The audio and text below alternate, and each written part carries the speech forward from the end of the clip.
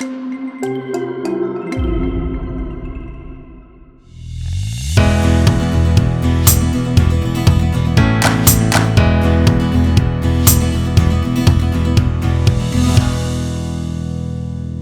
acostumbramos que entre una serie y otra damos un sermón de lo que creamos sea más necesario para la iglesia.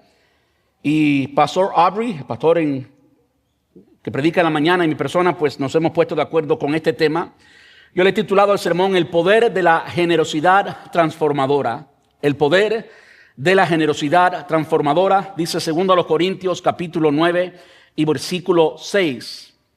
Recuerden lo siguiente: un agricultor que siembra solo unas cuantas semillas obtendrá una cosecha pequeña, pero el que siembra abundantemente obtendrá una cosecha abundante.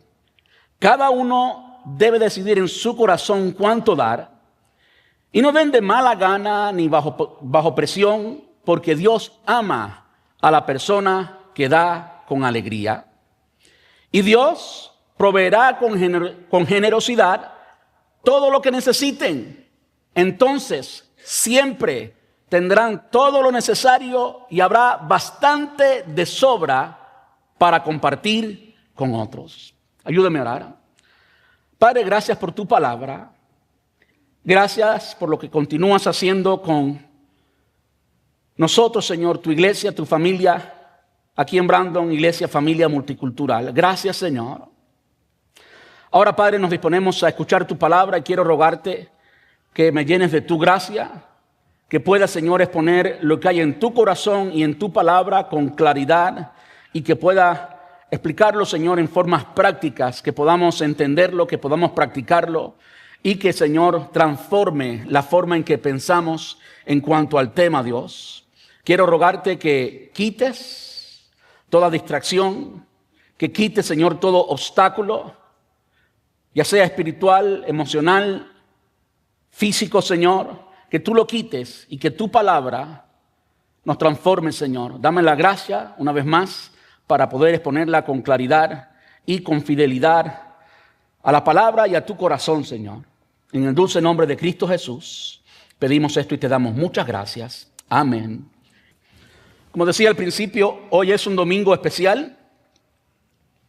Si usted está aquí por primera o segunda vez, en nuestra iglesia no hablamos de finanzas todos los días, no hablamos de ofrenda o de dar todos los días. No es una de las enseñanzas principales en la iglesia. De vez en cuando, según entendemos, enseñamos una serie de esto. De vez en cuando, según sea necesario, enseñamos como hoy un sermón acerca de esto, pero no es lo que hacemos todos los días. De modo que si usted está aquí por primera vez, especialmente está aquí por primera o segunda vez, entienda esto. Esto no es lo que enseñamos todos los días, pero al mismo tiempo también entienda esto. Lo que estamos enseñando es parte esencial de la palabra de Dios.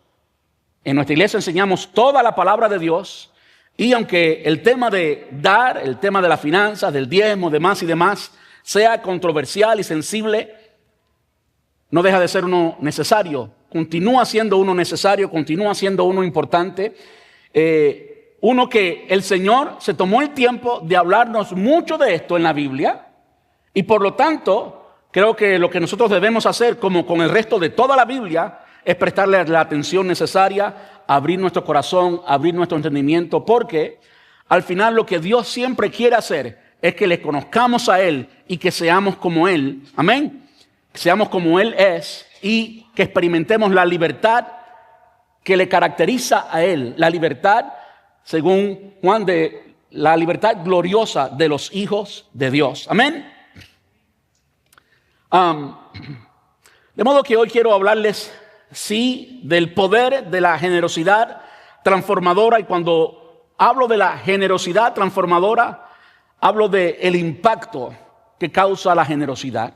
Yo creo que muchas veces las personas no entienden el tema o no se disponen, un acto de la voluntad, a dar, porque no entienden el impacto, no entienden cómo funciona. Una de las cosas que queremos hacer hoy es educar a la iglesia en cómo ocurre, cómo funciona la economía de Dios, cómo funciona las finanzas en una iglesia. Yo creo que muchas veces venimos con conceptos de cualquier raíz. Venimos quizás con algunos conceptos del pasado. Venimos con alguna raíz, por ejemplo, de la iglesia católica, como la iglesia católica se conoce más por uno va a recibir. Y por cualquier otra raíz. Quizás usted ha sido una de las personas que ha sido abusada. Usted ha sido víctima en cuanto al tema. Alguien le engañó. Alguien le dijo, haz un pacto y pacta con tanto dinero y todo ese arroz con mango y todo eso erróneo que ocurre por ahí. Y quizás usted haya sido víctima de eso y esté aquí hoy y esté herido. Quizás usted haya cerrado su corazón y diga, yo no doy un peso más para ningún pastor porque todos son unos falsos, todos son unos ladrones. Y usted quizás esté perdiendo parte de lo que Dios nos dice en su palabra.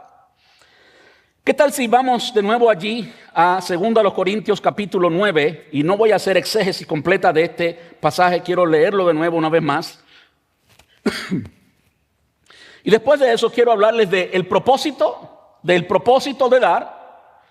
Y después de hablar del propósito de dar, quiero hablarles de algunos ejemplos de personas en toda la Biblia, ejemplos bíblicos y enseñanzas que vemos en la Biblia acerca del tema. ¿Les parece? Propósito primero.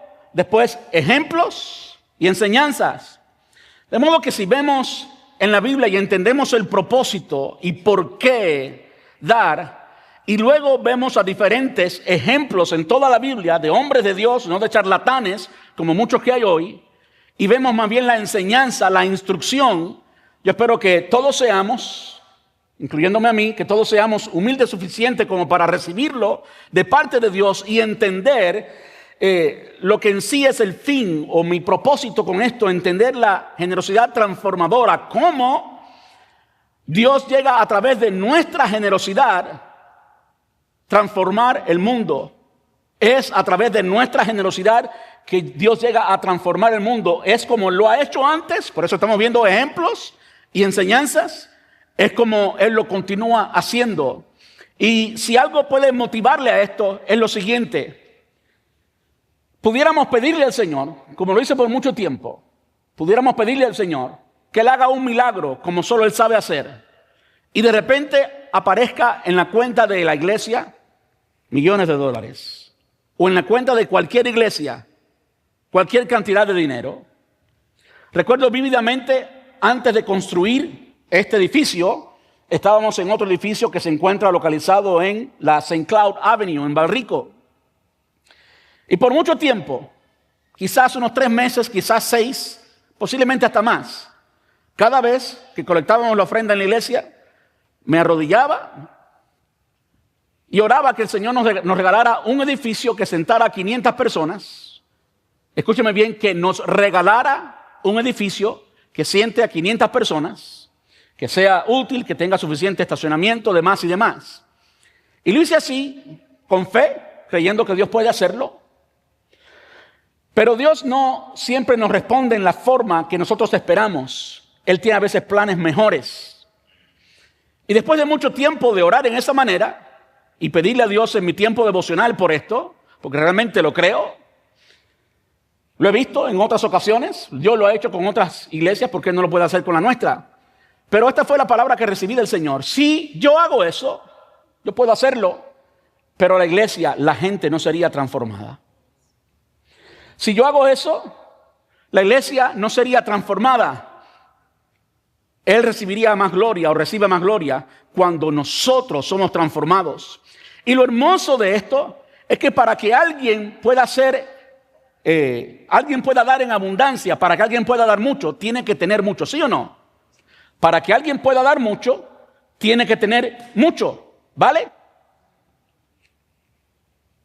De modo que cuando vamos a la palabra de Dios, en el Antiguo Testamento, en el Nuevo, y vamos a la historia moderna de la iglesia, vemos repetidamente que Dios lo ha hecho así. En otras palabras, la forma en que el reino de Dios ha crecido desde el punto de vista financiero ha sido a través de la generosidad de gente que sabe dar para el Señor. Y es a través de esa gente a quien Dios le ha multiplicado y que usan sus finanzas con honradez, que han aprendido a ser canales de bendición y no estanques solo para ellos, que Dios ha bendecido a su pueblo y es a través de ellos que el reino de los cielos, vamos a verlo ahorita, en el ministerio público de Jesús, por ejemplo, se ha expandido. Es a través de ellos, de modo que Dios no lo ha hecho separado del hombre, Dios lo ha hecho a través del hombre. En otras palabras, Dios ha bendecido suficientemente al hombre como para que sobre y para que podamos dar con generosidad y podamos expandir el reino de Dios. Y al mismo tiempo eso implica que aquella persona que llega a eso, y aquella persona que Dios lo ha bendecido en esa forma, es una persona que entiende que lo que podamos dar hoy va más allá, trasciende de lo que puede suceder hoy. Es decir, que lo que podamos dar hoy tiene un impacto eterno, tiene un impacto que no puede ser contaminado con nada, tiene un impacto, lo que tú y yo podamos dar hoy, tiene un impacto eterno para la gloria y honra del Señor, un impacto, escúcheme bien, santo, un impacto santo. Si usted quiere leer, si usted quiere aprender de esto, si usted en alguna ocasión ha tenido algún problema con el tema del diezmo, con dar, o tiene cualquier dilema que tenga en su mente con este tema, yo quiero decirle lo que yo he hecho. Lo que yo he hecho es ir a segunda a los Corintios, capítulos 8 y 9. Léalo 1, 2 o 3 veces. Está leyendo la Biblia, no está escuchando a ningún pastor decir nada. Segundo a los Corintios, capítulos 8 y 9. Y por supuesto hay muchos otros pasajes que hablan del tema. Pero si en algún lugar en toda la Biblia hay una cantidad concentrada de enseñanza acerca del tema, que es práctica para hoy, pues búsquelo allí, segundo a los Corintios, capítulos 8 y 9. De hecho, en el sobre de ofrendas de la iglesia aparece parte de estos versículos. Quiero leerlo de nuevo, segundo a los Corintios, capítulo 9, versículos del 6 al 8. Recuerden lo siguiente. Ahora, lo que voy a decir ahora es un pasaje bíblico. Es Biblia.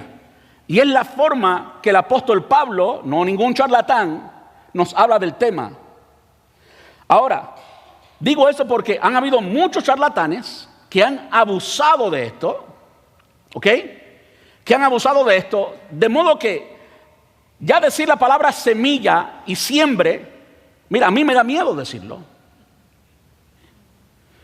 Porque casi siempre que uno escucha la palabra semilla y siembra es de alguien que está manipulando para esto. Pero permítame decirle que si por alguna razón funciona es porque es parte de un principio de la palabra de Dios. Puedo hablarle de nombres de llamados apóstoles y llamados pastores, de charlatanes. No quiero decir nombres para no complicar la situación.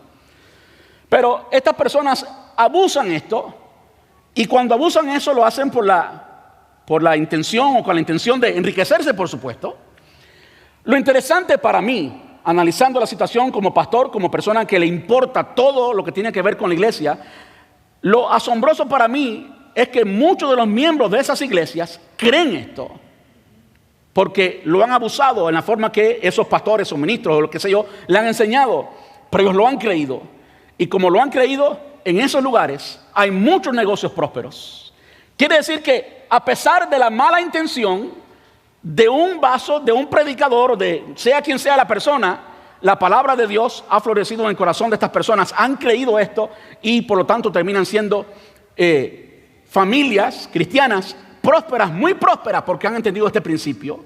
Entonces yo quiero animarle a que usted trata de quitar, como le rogué al Señor en la oración al principio, cualquier pensamiento y dilema, cualquier experiencia del pasado, cualquier herida del pasado que tenga que ver con esto y acepte la palabra de Dios como lo es, porque es la palabra de Dios.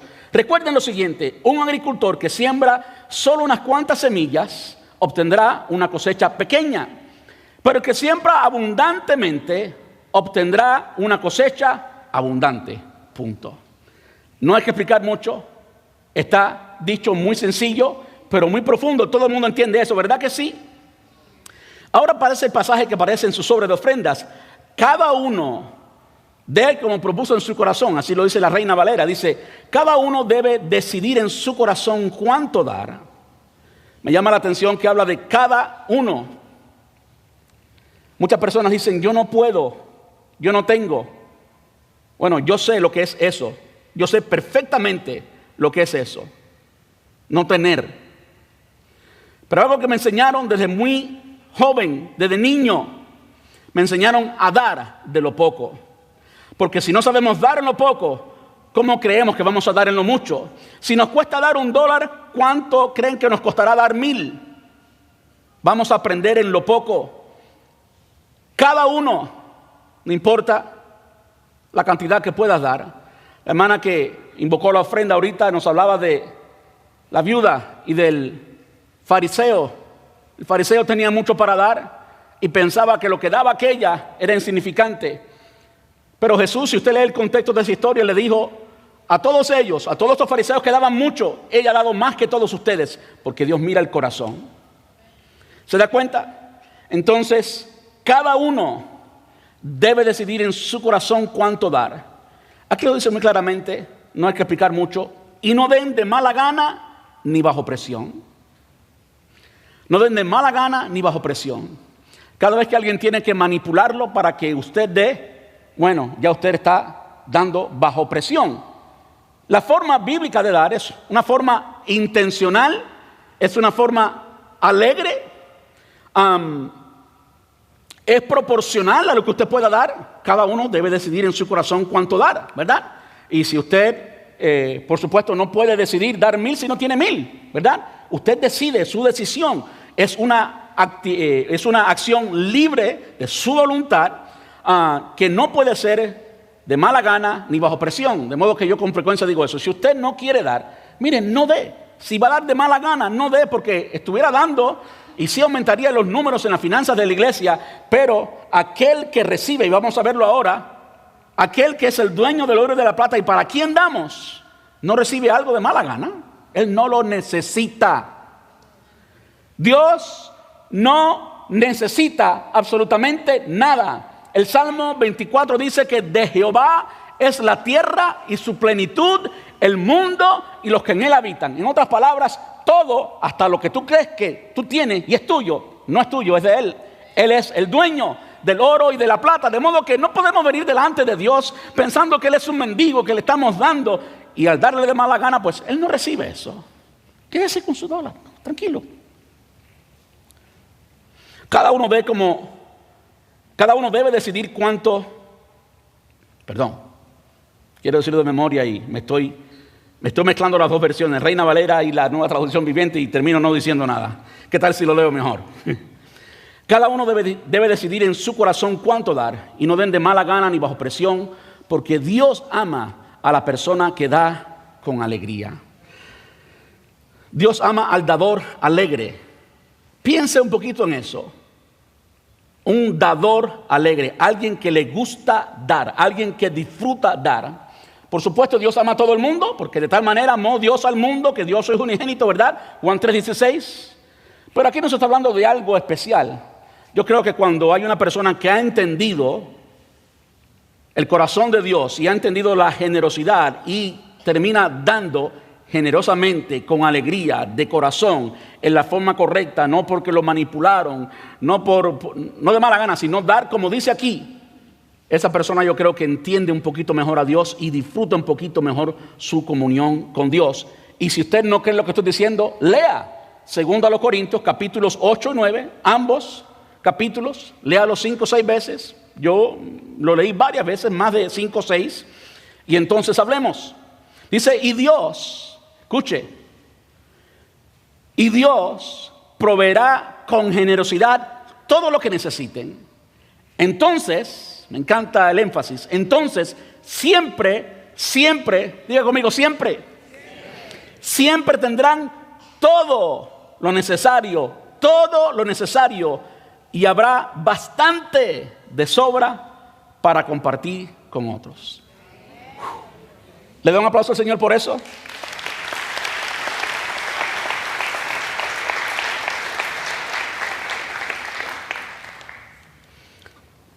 Cada vez que yo aplico esto en mi vida y miro mi pasado, de dónde salí, soy cubano, nací en pobreza, no vengo de una familia rica.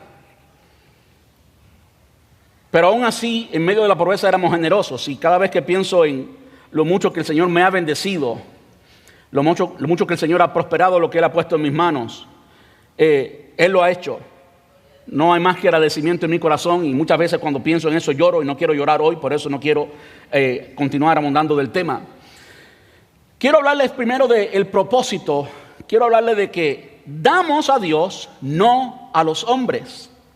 Y esto es algo quizás un poquito difícil de entender. Decía o repetía hace unos minutos algo que la hermana que invocó la ofrenda dijo. Y es que Dios no necesita nada. Y si no necesita nada, pues entonces ¿para qué damos? Al final, usted no tiene la dirección, no tiene el número de cuenta de Dios, no tiene el Tithely o el QR code de Dios para darle directamente a Él. Al final, quien termina recibiendo eso es personas, ¿verdad? Seres humanos, la iglesia. Y muchas veces las personas se limitan a esto porque piensan que le están dando a los hombres y no a Dios. O queremos aprender del propósito, que aunque la administración terrenal de las ofrendas está en las manos de personas, el acto mismo de dar es una adoración y entrega directa a Dios. Reiteramos, Dios no necesita absolutamente nada de lo que usted tiene. Más bien, todo lo que usted tiene es de Él.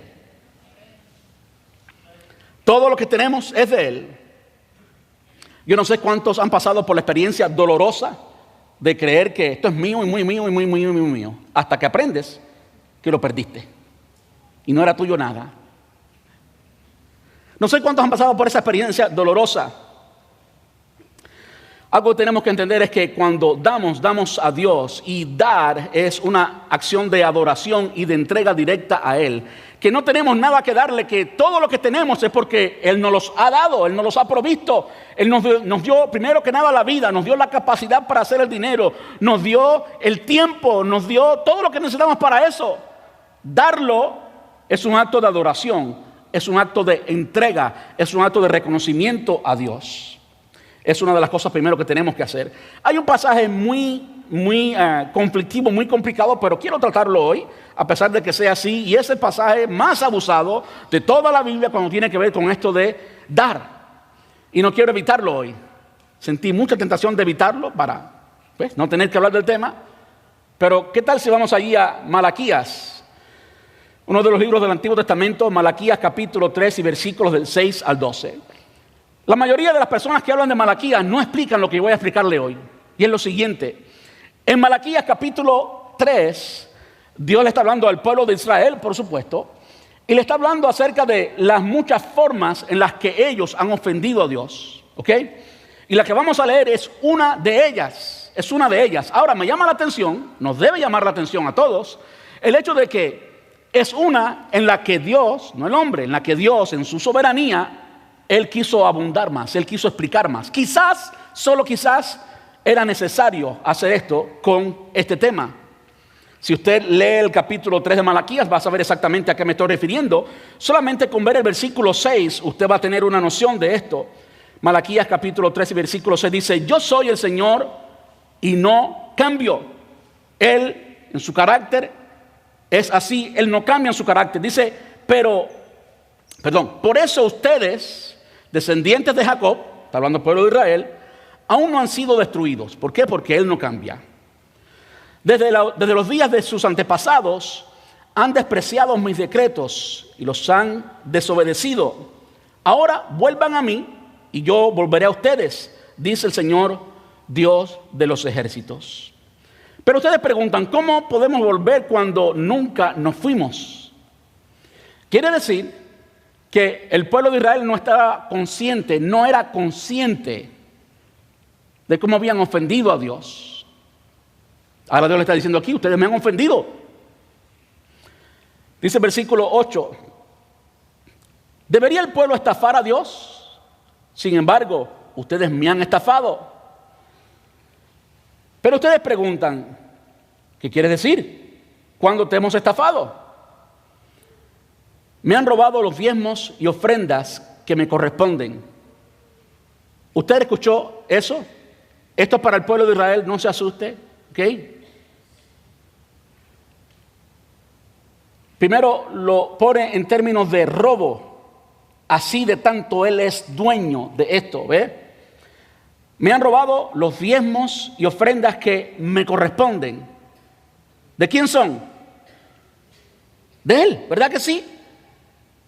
Esto era con el pueblo de Israel, no se asuste, no es con nosotros, ¿ok? Me han robado los diezmos y las ofrendas que me corresponden. Versículo 9, ustedes están bajo maldición porque toda la nación me ha estado estafando. Así podemos aceptar que la forma en que Dios lo ha visto es que es para Él, ¿verdad? Por supuesto, y más en el contexto del Antiguo Testamento. En el contexto del Antiguo Testamento, las personas no ofrendaban como hacemos hoy, sí, pero esto de los diezmos tenía más que ver con productos, ¿ok? Alguien sembraba granos, arroz, digamos, y pues si cosechaba 100 quintales de arroz, pues daba 10 quintales de arroz, daba el diezmo de su arroz. Y alguien, en cierta ocasión Jesús dice que los escribas y fariseos diezmaban hasta la menta y el comino. ¿Cuántos usan comino? ¿Cuántos saben cocinar aquí? Ah, pero bueno, una buena carne con un buen comino, con su punto de comino, le da un toque final, ¿verdad que sí? Bueno, ellos diezmaban hasta el comino. Entonces, ¿quién se comía el comino? ¿Quién se comía el arroz o los granos o todo lo otro? Los hombres, por supuesto. Dios es espíritu, Dios no come arroz, ni carne, ni comino, ni nada de eso. Ahora aquí, ¿qué está diciendo Dios? Ustedes me habéis robado. De nuevo, no es con ustedes, era con los judíos. Ustedes me habéis robado en los diezmos y ofrendas. ¿Entendemos eso? ¿Para quién era? Eran para Dios. Aunque sí, el hombre lo consumía. Llegaremos allí. Versículo 10. Y ahora los está animando a reconciliarse con él. Dice, traigan todos los diezmos al depósito del templo para que haya suficiente comida en mi casa. Si lo hacen, dice el Señor de los ejércitos, no tendrán suficiente espacio para guardarla. Inténtenlo, pónganme a prueba. Los estudiosos dicen que es el único lugar en toda la Biblia en que se nos anima o se anima al pueblo de Israel a poner a prueba al Señor. Y noten la promesa que Él da. Si lo hacen, dice el Señor de los ejércitos celestiales, les abriré la ventana de los cielos, derramaré una bendición tan grande que no tendrán suficiente espacio para guardarla. Inténtenlo, pónganme a prueba. Sus cosechas serán abundantes porque las protegeré de insectos y enfermedades. Las uvas no caerán de las vides antes de madurar, dice el Señor de los ejércitos celestiales. Entonces todas las naciones le llamarán benditos, porque su tierra será un deleite, dice el Señor Dios de los ejércitos. El pueblo, este es otro pasaje. Entonces, ¿nos queda claro eso? ¿Quién se comía el arroz? ¿Quién se comía? Bueno, allá no eran como nosotros los latinos comemos mucho arroz. Allá era otra cosa, el trigo, la cebada, demás y demás. ¿Estamos aquí? ¿No se ha desconectado todavía? Ok, qué bueno. Primera de Crónicas, capítulo 29, versículo 9. Quiero simplemente probar a la luz de las Escrituras que aunque es el hombre quien lo administra y quien consume muchas de las cosas, entiendo perfectamente eso, no vamos para el hombre. Es decir, cuando usted da para Iglesia Familia Multicultural, usted no me está haciendo una ofrenda a mí. Y por supuesto yo tengo un salario que es de la iglesia. El pastor ejecutivo va a tener un salario que es de la iglesia. El pastor de adoración también. Yo entiendo perfectamente eso. Pero en tu corazón tú estás dando para Dios. Y eso es un acto de adoración. ¿Ok? Si pudiera decir algo más acerca del texto de Malaquías. He reiterado más de una ocasión que es para el pueblo de Israel. No estaba hablando a la iglesia. Pero usted ve lo serio la forma seria en la que Dios está hablando del tema. Si Dios le importaba tanto y es tan serio en cuanto a este tema con el pueblo de Israel, ¿por qué tú y yo pensaríamos que es menos serio con la iglesia hoy? ¿Qué nos anima a pensar que Él es menos serio? que ya no le importa tanto. Quizás debiéramos leer el primer versículo. Yo soy el Señor y yo no cambio. Él sigue siendo el mismo. Y aunque el pacto yo sé que ha cambiado del Antiguo Testamento al Nuevo Testamento, lo entiendo, Él sigue siendo Dios. Y Él le sigue importando esto en la forma que le importa. Es seria la cuestión. Quiero leer 2 pasajes más para probar que es de Él y después continuamos a ver ejemplos y a ver enseñanzas de generosidad. Primero de Crónicas, capítulo 29, versículo 9, dice: el pueblo se alegró, por las ofrendas voluntarias. Puede subrayarlo allí, voluntarias, ofrendas voluntarias. No se trataba ahora del diezmo del que leímos en Malaquías. Porque todos dieron al Señor de todo corazón. ¿A quién dieron? Al Señor. Porque todos dieron al Señor de todo corazón. Y el rey David también se llenó de alegría. El rey David, cuando vio un pueblo generoso, por supuesto se alegró. Hemos leído 2 del Antiguo, ¿qué tal si leemos uno del Nuevo Testamento? Y vamos a verlo más tarde. Filipenses capítulo 4, versículos del 18 al 20. La iglesia de Filipos era una de las iglesias más pobres del Nuevo Testamento, sin embargo fue siempre la más generosa con Pablo. No solamente con Pablo, sino a la hora de Pablo recoger ofrenda para la iglesia en Jerusalén. Esta fue la iglesia más generosa. Enseñándonos, ya estamos hablando de un ejemplo, sin llegar a los ejemplos todavía, enseñándonos que no se trata de que tengas mucho, sino de que tengas mucho en el corazón. Dice el versículo 18, Filipenses 4, 18, por el momento tengo todo lo que necesito y aún más. Estoy bien abastecido con las ofrendas que ustedes me enviaron por medio de Epafrodito. Son un sacrificio de olor fragante, aceptable y agradable a Dios. Usted escuchó como el apóstol Pablo, inspirado por el Espíritu Santo. Esto no son simplemente palabras de él. Entendemos que toda la escritura es inspirada por Dios, que ellos no escribieron lo que les dio la gana, sino que mientras ellos estaban hablando, y aquí el apóstol Pablo le está escribiendo una carta a los cristianos de Filipo en respuesta a la ofrenda que habían recibido de Epafrodito. Epafrodito fue quien trajo la ofrenda.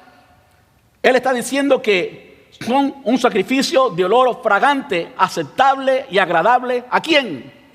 A Dios. A Dios. Y este mismo Dios que me cuida suplirá todo lo que necesiten de las gloriosas riquezas que nos ha dado por medio de Cristo Jesús. Toda la gloria sea a Dios nuestro Padre por siempre y para siempre. Amén. Como les decía ahorita, crecí en Cuba y recuerdo vívidamente, dado a toda la necesidad que había en los años que estuve allí. Mis últimos 3 años fueron en La Habana. La iglesia se llamaba Príncipe de Paz, Pastor Daniel Monduí. Y todos los días, durante la escuela dominical, recitábamos Filipenses 4:19. Mi Dios pues suplirá todo lo que os falte conforme a sus riquezas en gloria en Cristo Jesús. Lo que leímos aquí, aunque aquí lo leímos en la Nueva Traducción Viviente. Mi Dios pues suplirá todo lo que os falte conforme a sus riquezas en gloria en Cristo Jesús. Entonces hemos visto, todo lo que hemos visto es que ¿quién es el que la recibe? Dios.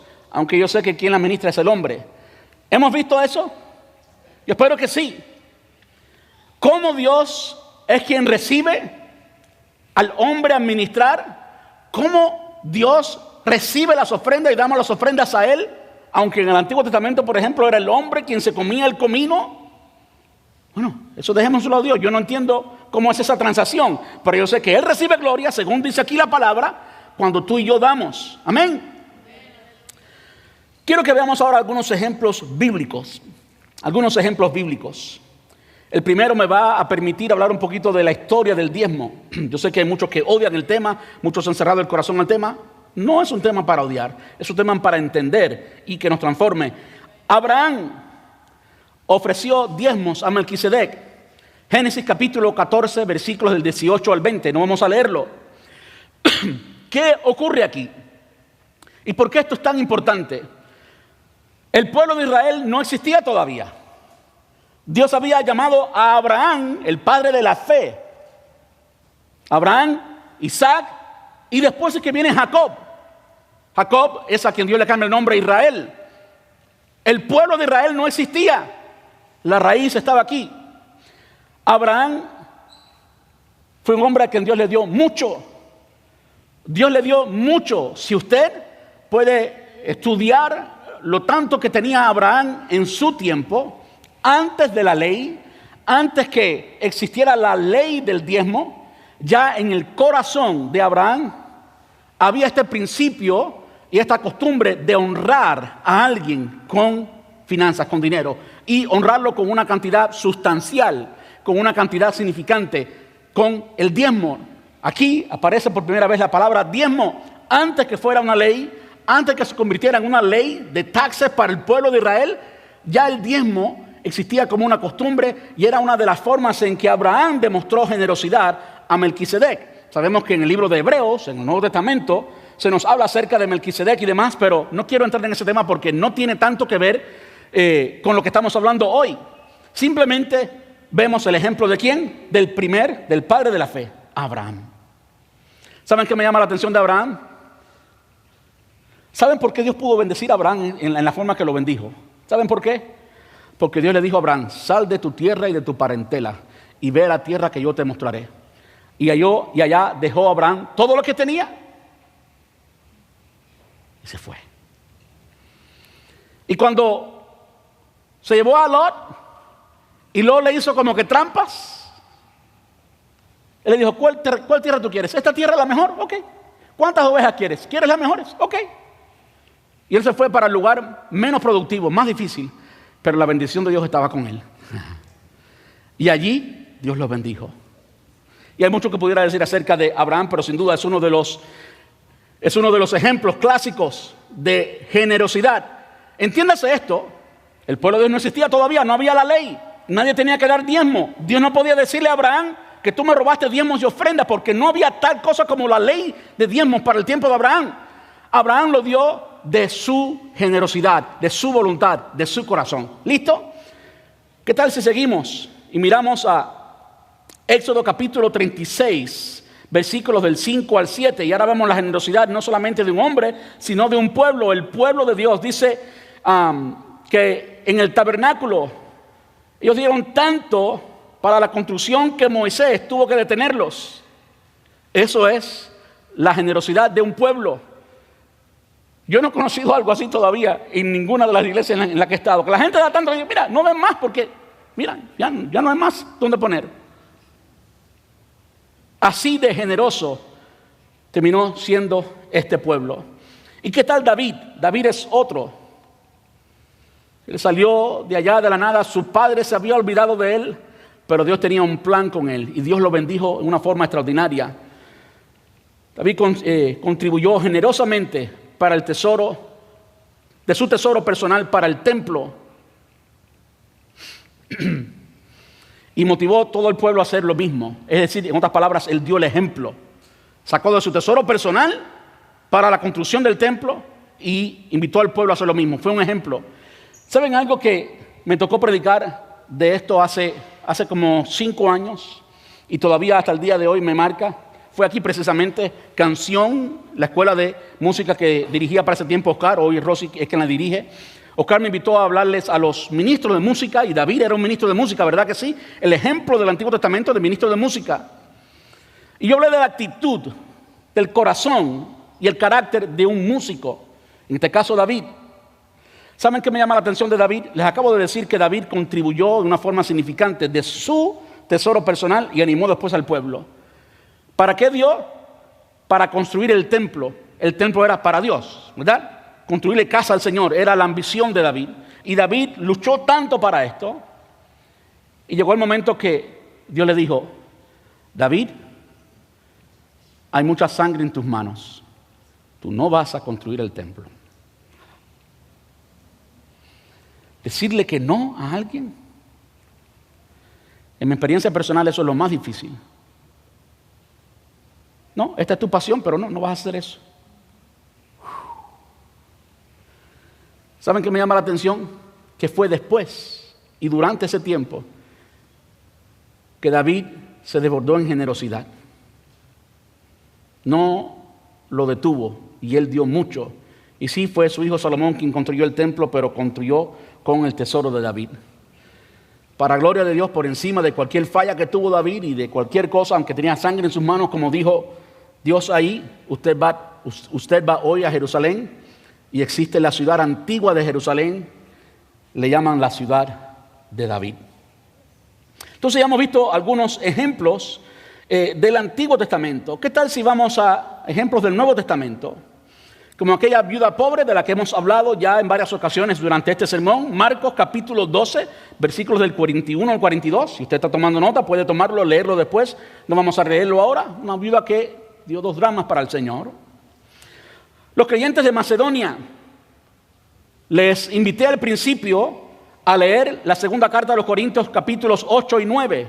En el capítulo 8, versículos del 1 al 4, el apóstol Pablo insta a los cristianos en Corinto, era una carta a los corintios, y le dice que los de Macedonia han sido ejemplos. ¿Quiénes eran los de Macedonia? Filipenses, porque de nuevo fue la iglesia más pobre, pero la que más dio para el Señor. De modo que vemos el ejemplo de la viuda, vemos el ejemplo de una iglesia completa, la iglesia de Macedonia o la iglesia de Filipo. Vemos por ejemplo el ejemplo de Bernabé. Muchas personas ni siquiera conocen el nombre real de Bernabé. José era el nombre real de Bernabé. Hechos capítulo 4. Bernabé fue la persona que tuvo el gran honor de discipular al gran apóstol Pablo. ¿Sabe una de las cualidades que tenía Bernabé? Era un hombre generoso. Era un hombre generoso. Vendió un terreno y entregó el dinero a los apóstoles. Hechos capítulo 4, versículos del 36 al 37. Ahora quiero irme entre medio y hablar del ministerio público de Jesús. Jesús de repente cuando comenzó su ministerio, vemos en los primeros capítulos de los evangelios, de los 4, especialmente Mateo, cómo él hizo la invitación y había muchos que querían seguirle, pero no estaban dispuestos a dejar algunas cosas. ¿Ok? ¿Están conmigo? Quiere decir que para seguir a Jesús, los 12 que siguieron a Jesús tuvieron que estar dispuestos a dejarlo todo. Por ejemplo, Pedro tenía un negocio de pesca junto con Juan, Santiago, eran hermanos, los hijos de Zebedeo, ¿verdad? Tuvieron que dejar todo eso para dedicarse al Señor. En la enseñanza bíblica, en el Nuevo Testamento aprendemos que Dios no pone bozal al buey que trilla. De modo que, en otras palabras, lo que Jesús estaba haciendo era reclutando a 12 empleados a tiempo completo. Usted se pregunta, lógicamente, aunque Dios no nos dice mucho de esto, sí nos dice algunas cosas, nos da claves claras, vamos a verlas enseguida, pero usted tiene que preguntarse, ¿y de dónde salía el dinero de eso? ¿Es que Dios hacía un milagro todos los días? No, de algún lugar salía. Vamos a Lucas capítulo 8, versículos del 1 al 3.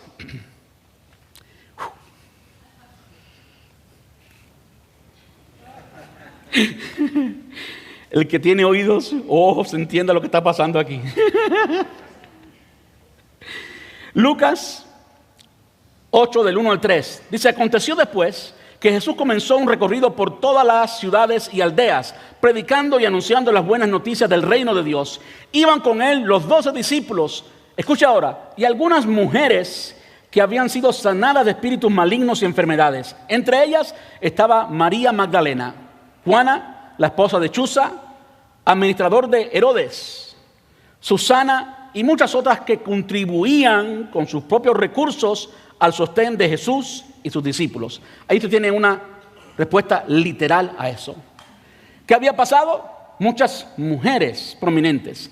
Para que tengan idea de la prominencia, y cuando se habla de prominencia, está hablando también de la economía que tenían estas mujeres.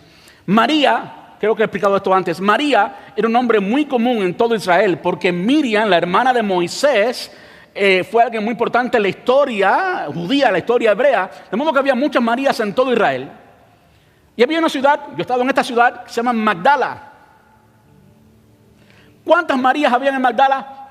No tengo idea, pero había una que era prominente, había una que era la que tenía el billete en Magdala. Esta era María Magdalena. Y cuando se encontró con el Señor Jesús, entendió algo, que todo lo que ella era y todo lo que tenía era de Jesús. Vemos aquí a María Magdalena, ya saben por qué era tan generosa con el Señor Jesús, porque si ella había recibido el perdón de sus pecados y tenía ahora vida eterna, ella entendía que todo lo que ella era y todo lo que tenía le pertenecía al Señor Jesús. Y Dios no paró de darle, continuó siendo una mujer con abundancia, a pesar de darle al Señor, porque así es como Dios opera. No solamente María, sino que vemos a otras como Juana, la esposa de Chuza, administrador de Herodes. Es administrador de Herodes, ganaba mucho como administrador de Herodes, y estoy seguro que su esposa, no sabemos si había alguna corrupción antes o no, pero esta también se convirtió al Señor, y cuando encontró al Señor puso sus recursos a los pies del Señor Jesús. Aquí se nos dice literalmente, muchas otras que contribuían con sus propios recursos al sostén de Jesús y sus discípulos. Me llama la atención que son mujeres. Mujeres que no eran honradas en el Antiguo Testamento por los escribas y fariseos.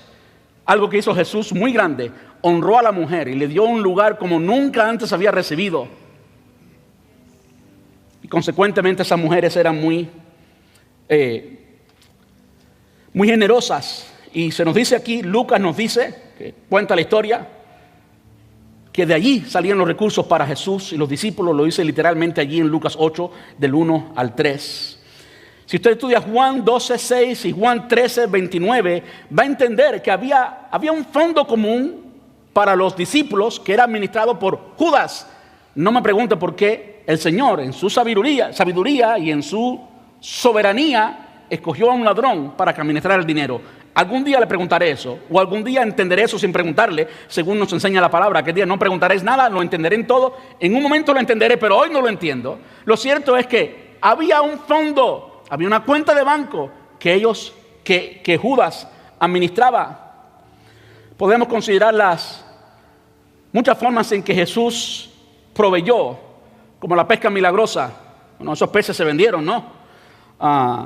Como el impuesto pagado con la moneda hallada en la boca de un pez, Mateo 17, 27. Y podemos hablar de la hospitalidad de seguidores. Por ejemplo, en Betania, he hablado mucho de esto. Betania era una ciudad muy pobre, pero allí eligió vivir Lázaro, Marta y María. ¿Conoce la historia de cómo Jesús resucitó a Lázaro, verdad que sí? Con frecuencia he dicho esto. En la casa de Marta, María y Lázaro, cabían todos los discípulos, 12, porque se quedaban allí cuando Jesús estaba en Jerusalén, se quedaban en Betania. Y sabemos por la historia de la resurrección de Lázaro que la mitad del pueblo que había allí. ¿Qué nos dice eso? ¿Quién tiene la casa grande? ¿Quién tiene casa para 12 personas? Alguien que tiene mucho dinero, ¿verdad que sí? Entonces quiere decir que Lázaro, Marta y María tenían mucho, eran amigos del Señor. No solamente hospedaban a Jesús, sino que también ayudaban. Hay un ejemplo negativo en la Biblia. Hay un ejemplo negativo. Quiero leerlo. Y quiero leerlo porque en la soberanía de Dios es parte del texto bíblico. No quiero leerlo para darles miedo. Y sí, todos saben que es la historia de Ananías y Zafira. ¿Qué tal si simplemente la leemos? Hechos 5, del 1 al 10. Había cierto hombre llamado Ananías, quien junto a su esposa Zafira vendió una propiedad. Y llevó solo una parte del dinero a los apóstoles, pero afirmó que era la suma total de la venta. Con el consentimiento de su esposa, se quedó con el resto.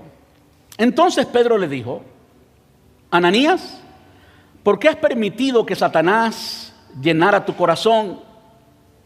Le mentiste al Espíritu Santo y te quedaste con una parte del dinero. La decisión de vender o no la propiedad fue tuya. Y después de venderla, el dinero también era tuyo para regalarlo o no. ¿Cómo pudiste hacer algo así? No nos mentiste a nosotros, sino a Dios. En cuanto Ananías oyó estas palabras, cayó al suelo y murió. Todos los que se enteraron de lo que sucedió quedaron aterrados. Después unos muchachos se levantaron, lo envolvieron en una sábana, lo sacaron y lo enterraron. Como 3 horas más tarde, entró su esposa sin saber lo que había pasado. Pedro le preguntó: ¿fue este todo el dinero que tú y tu esposo recibieron por la venta de su terreno? Sí, contestó ella. Ese fue el precio. Y Pedro le dijo, ¿cómo pudieron ustedes dos siquiera pensar en conspirar para poner a prueba al Espíritu del Señor de esta manera? Los jóvenes que enterraron a tu esposo están justo afuera de la puerta. Ellos también sacarán cargando de ti. Al instante, ella cayó al suelo y murió. Cuando los jóvenes entraron y vieron que estaba muerta, la sacaron y la enterraron al lado de su esposo. El único ejemplo que vemos en el Nuevo Testamento de alguien que muere así. Ahora, por alguna razón, Dios en su voluntad permitió que este pasaje y esta historia quedara aquí para nosotros. Como bien le preguntó Pedro, mira, era voluntad tuya, no tenías que dar nada. ¿Por qué tenías que mentirle? Querían el título de generoso sin ser generoso. ¿Entendemos eso, verdad que sí?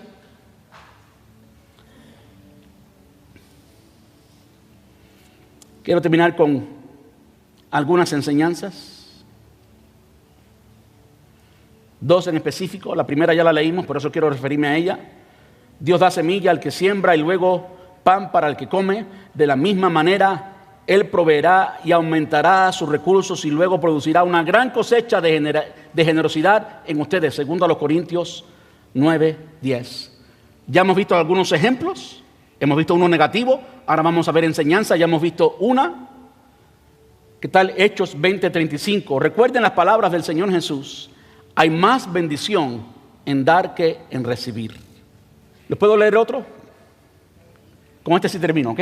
Pastor, le prometo. Primero a los Corintios 16, del 1 al 4. Ahora bien, consideremos la pregunta acerca del dinero que se está juntando para el pueblo de Dios en Jerusalén. Quiere decir, esta es la primera carta, en respuesta a cartas que le habían escrito al apóstol Pablo. Quiere decir que la iglesia en Corinto era tan tacaña, aunque tenían mucho dinero, era tan tacaña que estaban cuestionando. Y aquí el apóstol Pablo está respondiendo a esa carta. ¿Entendemos? Ustedes me escribieron que yo estoy respondiendo a la carta la pregunta de ustedes en cuanto al dinero. Deberían seguir el mismo procedimiento que les di a las iglesias de Galacia. Y aquí nos establece cuál es la forma en que la iglesia da. Pablo le había enseñado esto a la iglesia de Galacia y ahora se lo estaba enseñando a la iglesia de Corinto. ¿Cuál es la forma? El primer día de cada semana, el domingo, el primer día de cada semana, cada uno debería separar una parte del dinero que ha ganado. Ahí está. Sencillo, ¿verdad que sí? Cada primer día de la semana, cada uno separe una parte. Así de sencillo. ¿Qué parte? Bueno, cada uno ve como propuso en su corazón. Ustedes determinan la parte. Yo no voy a decirle si el 1 o el 2, el 10 o el 15%. Ustedes háganlo como usted entienda dar. Pero vamos a hacer algo. Vamos a darlo consistentemente. Vamos a honrar al Señor consistentemente, intencionalmente. No que nos acordamos de la ofrenda cuando alguien dice de la ofrenda. No, vamos a honrar al Señor con nuestra ofrenda. Vamos a darle algo al Señor con nuestra ofrenda y vamos a hacerlo en una forma consistente. Cada primer día de la semana, cada uno de ustedes debería separar algo o una parte del dinero que ha ganado. No espere hasta que yo llegue para luego tratar de reunirlo todo de un golpe. Cuando yo vaya, escribiré cartas de recomendación para los mensajeros que ustedes escojan para encargados de entregar su ofrenda a Jerusalén. Aquí habla de cómo se administra, escoger a personas confiables para que lleven la ofrenda al destino necesario. Y si les parece oportuno que yo también vaya, ellos pueden viajar conmigo.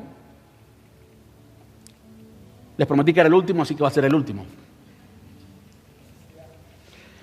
Entonces, familia, el reino de los cielos se extiende a través de esto. ¿Ok? Y sí, por supuesto, no le hacemos un cheque a Dios y se lo mandamos para el cielo como si fuera a llegar a algún lado. Por supuesto que no. Lo usamos en el templo, lo usamos en el salario. ¿Saben qué me ministra del Antiguo Testamento? Cuando se habla del diezmo, ¿Saben cuándo se instituyó como ley el diezmo? Cuando el pueblo judío entra a la tierra prometida. ¿Ok? Lo que era una costumbre ahora se convierte en la ley de taxación para el pueblo judío. Y Dios le dice a todo el pueblo: ustedes tienen su tierra y está la distribución de las tierras allí, pero cuando llega la tribu de Leví, dice: ustedes no van a tener herencia, ustedes no tienen tierra, ustedes no son dueños de nada, ustedes se van a dedicar al templo. Y sus hermanos, esa es la palabra, hermanos, relación, van a dar el 10%, el diezmo. Y de eso van a vivir ustedes. ¿Ok? La mayoría de las veces que he aprendido de formas eficientes de ofrendar y demás, mucha gente menciona la actividad social, las actividades sociales. Vamos a hacer un proyecto de ayuda social en tal lugar. Vamos a ayudar a los niños. Excelente. No hay problema con eso. ¿Qué tal la casa del Señor? ¿Qué tal la casa del Señor? Conozco a muchas personas que dicen: yo doy, todo lo doy para misiones. Bueno, qué bueno que des para misiones, muy bueno que tengas un corazón misionero. Pero si todo lo que tú das es para misiones y no para la casa, entonces a ti evidentemente te importan más los niños de una misión o una misión específica, pero te importa un comino si los hijos del pastor comen o no, o si se paga la luz o no. Eso es lo que dice eso, ¿sí o no? En Malaquías, el pasaje que vimos dice: hay alimentos en mi casa. ¿Ok? Y mientras que la iglesia y los ancianos hacen el trabajo de hacer correcto la administración de la iglesia y que hayan salarios, por ejemplo, salarios limitados, no es la locura que ustedes ven en otros lugares y demás. Dar para la casa debe ser primero y después para los otros. El día que yo me atreva a decirle a mi esposa: no, voy a dar para tal cosa, pero tú te vas a morir de hambre, ya usted sabe lo que va a pasar ese día. ¿Verdad que sí? Simplemente hemos buscado formas para animarnos a la generosidad. Y el Dios que prometió, dice el pasaje que leímos al principio, va a ser fiel en multiplicarnos y multiplicarnos abundantemente. ¿Hasta que qué? Hasta que sobre. Hasta que haya para cubrir todas las necesidades de todos y haya para dar con abundancia a los demás. Ese es el plan de Dios. Esa es la forma que Dios lo hace. Esa es la forma que Dios lo ha hecho en nuestra iglesia. Esa es la forma que Dios lo ha hecho en nuestra iglesia. La forma que Dios lo sigue haciendo en todas las iglesias. Gente generosa que da desbordantemente porque conocen a Dios. Amén. Vamos a estar puestos en pie. Padre, muchas gracias por ayudarme, Señor, en darme el valor para predicar acerca de este tema tan controversial. Quiero rogarte, Señor, que tú continúes bendiciendo abundantemente, como leímos en tu palabra, Señor, que tú das hasta que sobre, hasta que abunde en aquellos que saben ser generosos para ti, Señor. Padre, si hay alguien que no sabe, alguien que no ha sido generoso, tú conoces las raíces, conoces el porqué. Quiero rogarte que tu corazón generoso inunde el nuestro y podamos, Señor, convertirnos en personas generosas que dan siempre para ti, que dan en abundancia porque tú provees en abundancia. Ahora quiero rogarte, Señor, por aquellos que necesitan empleos, que tú abras la puerta grande, que tú des gracia a tus hijos.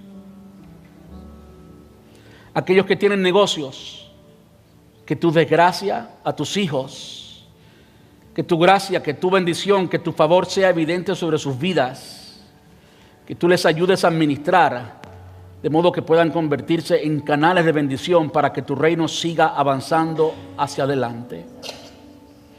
Trae, Señor, a mujeres como María Magdalena, a mujeres como Lidia, la vendedora de púrpura, y a hombres también, Señor.